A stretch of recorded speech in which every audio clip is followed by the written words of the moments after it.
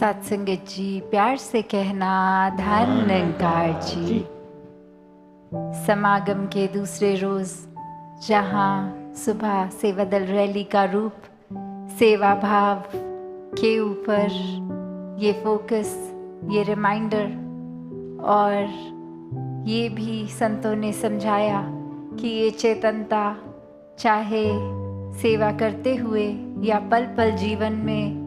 कोई भी समय हो, उसमें ये बहुत ही ज़रूरी, ये बहुत ही महत्वपूर्ण, क्योंकि जब ब्रह्म ज्ञान जीवन में आ गया है, ये सच्चाई, ये परमात्मा जीवन में आ गया है, तो फिर ये चेतनता भी उतनी ही रेलेवेंट, ये हर पल में इस परमात्मा से कॉन्शियसली जुड़कर एक एहसास बनाकर जीवन को जीना है, हर पल को जीना है। कैसे ये आत्म मंथन का संदेश कि अपने अंदर ये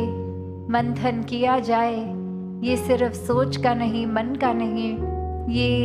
एक और जर्नी विदिन जैसे है, ये और गहराई अपने भीतर तक ये एक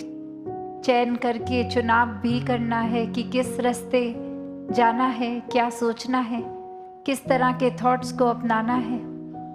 कैसे एक जीवन में जहाँ परमात्मा का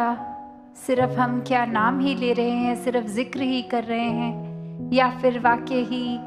ये परमात्मा को पूरी तरह अपने जीवन में उतार लिया है, हर पल में जुड़ गए हैं। और ये भी फिर साथ ही एक उस तरह से जीवन में साथ साथ ही रहता है कि ये परमात्मा अगर है तो फिर एक हमारा स्वभाव भी अच्छा, बोली भी मीठी, एक इंटेंशन भी, ये नियत भी हमेशा साफ होती है। ये चतुर चालाकियाँ जीवन में नहीं होती। भक्तों ने जैसे जीवन में परमात्मा को प्राप्त करके हर एक को यही समझाया कि सिर्फ नाम लेना काफ़ी नहीं है, ये जब खुद देखकर हर पल में महसूस किया जाएगा तो वाकई ही ये पूरी तरह से एक भक्त कहलाने के हकदार होंगे हम। एक कहानी में भी कैसे दो भाई और वो निकले एक बर्ड सेंचुरी देखने के लिए, जहाँ बहुत ही तरह तरह अलग अलग किस्म की एक पक्षी और एक इतना सुंदर, जैसे ही वो भाई अपने दूसरे भाई को दिखाता है कि वो देखो, और उसी समय एक उस दूसरे भाई की एक जूता की वो लेसेस तस्मे खुल जाते हैं और वो बांधने लगता है, और जब तक फिनिश कर लेता है बांधना, लेसेस को टाई करना, और ऊपर देखता है तब तक वो पक्षी उड़ गया होता है। और अब वो पूछता है, हाँ आप क्या बोल रहे थे, क्या दिखाना चाहते थे? और यहाँ वो पहला भाई अब बिल्कुल चुप कि मैं क्या ही बोलूँ, वो तो जो दिखाना था वो तो चिड़िया उड़ गई। और कैसे फिर से पूछते हैं, बोलो अब तो मैं फ्री हो गया, अब बताओ। तो आगे से यही समझाया गया उसको भी कि ये तो ऐसी चीज़ है कि अगर मैं जिक्र कर दूँ, डिस्क्राइब कर दूँ वो बर्ड कैसी थी, तो वो जस्टिस नहीं हो पाएगा। वो एक शब्दों का तो अपनी वो जो सीमा है, मैं हो सकता है आपको समझा पाऊँ कि उसके पंख कौन से रंग के थे, उसकी चोंच कैसी थी, उसकी आँखों का रंग क्या था, कितनी बड़ी थी, पर फिर भी आप वो अनुमान ही लगा पाएंगे कि मैंने क्या देखा वाक्य में। पर आप अगर अगली बारी फिर वो नज़र आती है, उसको एक देख लेंगे, तो फिर जो आपको खुद देखकर ये दर्शन करके समझ आएगा, वो तो ये ज़ुबान कितना भी डिस्क्राइब कर ले, आप वो नहीं समझ पाएंगे। उसी तरह जीवन में परमात्मा भी है कि एक संतों की वाणी अगर हम सुन रहे हैं, उनके भजन, उनके द्वारा एक पुरातन कितने इधर महाराष्ट्र हो या कहीं भी संसार में, ये इतनी भजन और ये दोहे ऐसे कहे गए, एक वाणियाँ लिखी गई और हर एक में संतों ने अपने जीवन में परमात्मा को उतारा और फिर ये प्राप्ति के बाद गाया, समझाया। तो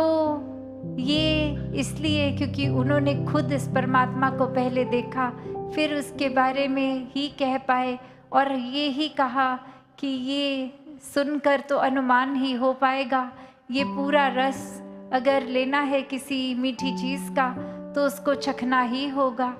और उसी प्रकार फिर यही बात आज भी संत चेतन कर रहे हैं कि जीते जी ही ये रस लिया जाए,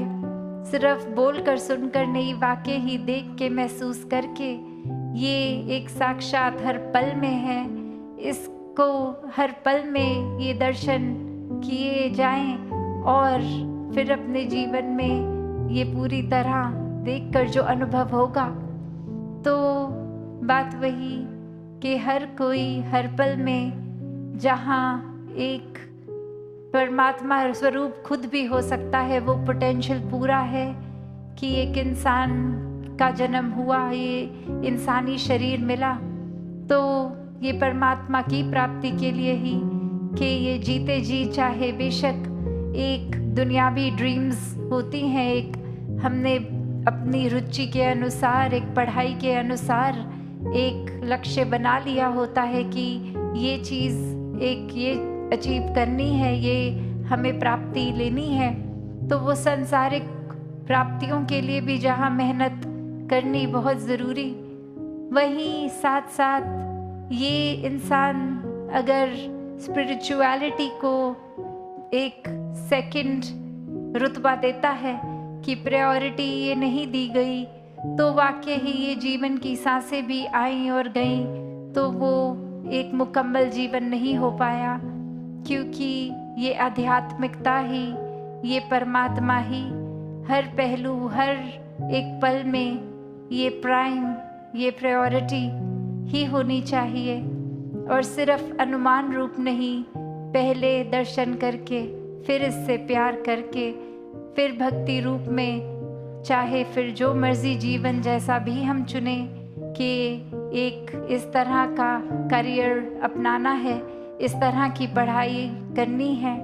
इस तरह परिवार का पालन पोषण करना है, फिर सब मुबारक हो जाता है, क्योंकि हर पल में परमात्मा के एहसास से वो सारे कर्म होते हैं। तो यहाँ पर वही बात की एक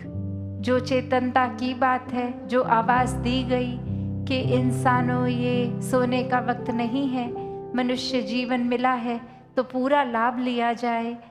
जीवन में परमात्मा के दर्शन करके जीवन में परमात्मा को पूरी तरह उतारा जाए, फिर खुद ब खुद ही अपने अंदर बाहर चहूँ और परमात्मा नज़र आएगा हर एक में, पूरी कायनात में, ये कण कण में। फिर ये हर चीज़ से हम एक लेसन्स भी लर्न करते हैं, ये कण कण से शिक्षा मिलती रहती है। फिर अपने पराये का फ़र्क ख़त्म हो जाता है,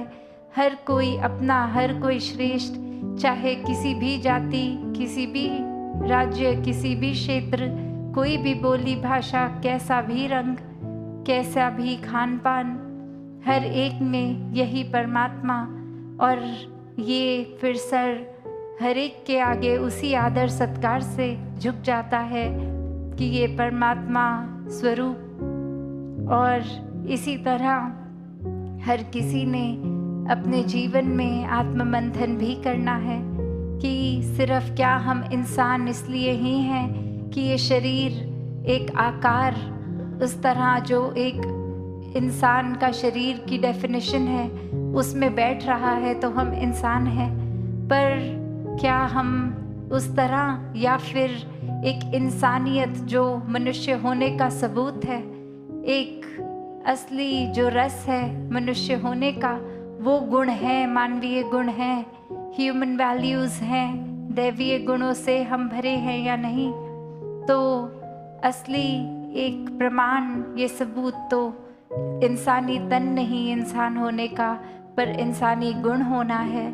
तो हर किसी में जहाँ ये पूरा पोटेंशियल है कि वो पूरी डिविनिटी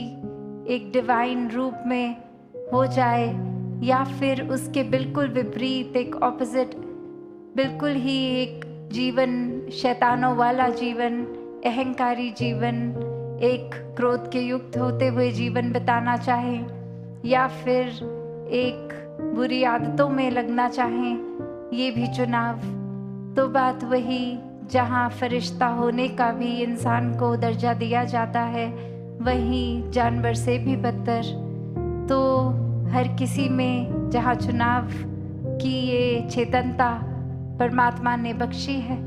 ये चुनाव जब परमात्मा के एहसास में किया जाता है